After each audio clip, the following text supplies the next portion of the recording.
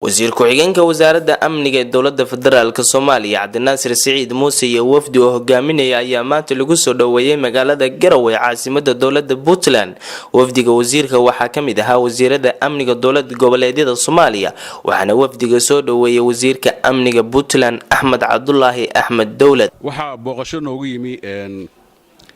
wasiiradii amniga oo hogaaminayo wasiir ku-xigeenka wasaaradda amniga gudaha dowladda federaalka waxa la socda wasiiradii dowlad goboleedyada toodii badneed sababaha ay u yimaadeen oo ah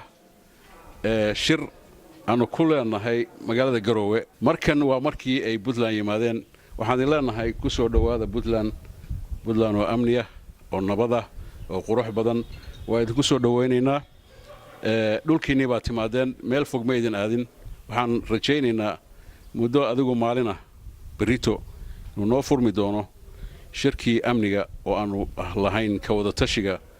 amniga guud ee dalka Soomaaliya iyo higsiga wanaagsan oo aanu rabno in Soomaaliya ay ku soo noqoto amni iyo nabad. wasiir ku-xigeenka wasaaradda amniga dowladda federaalk Soomaaliya Cabdinaasir Siciid Muuse ayaa sheegay inay u yimaadeen Garowe shir u furmaya dowladda federaalk wasaaraddeeda amniga iyo waliba wasaaradaha amniga dowlad goboleedyada Soomaaliya. waxaan u mahad celinayaa shacabka reer Puntland iyo dhammaan hay'adaha amniga iyo wasiirka amniga Puntland iyo wasiiradii la socday eelboorka nagu soo dhaweeyay sida wanaagsaneed ee noo soo dhaweeyeen anigii wafdigii ila socday ee ahaa wasiirada amniga maamul goboleedyada dhamaantood waxaan u nimi waxay tahay in uu noo qabsoomo shirkii amniga maamul goboleedyada iyo wasaaradda amniga gudaha ee qaranka arintaasi waxay sabab u tahay in aan wada tashano aan wax isku biirino amniga dalkoo dhan aan wada suganno dowladda xukuumadda nabad iyo nolol aniga hadda aan matalayo oo aan ka socdo iyo wasiirada nala socdoba waxa naga go'an waxay tahay in aan amniga Soomaaliya meel uga soo wada jeesano baahida aan u qabno amni meel walba gaara waan ogsoonahay waxaana arintaas qayb ka ah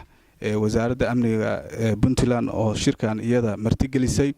aan rabno shirkana inuu biri noo furmo wax badanna aanu ka niqaashi doono ka wada hadli doono waxaan ogsoonahay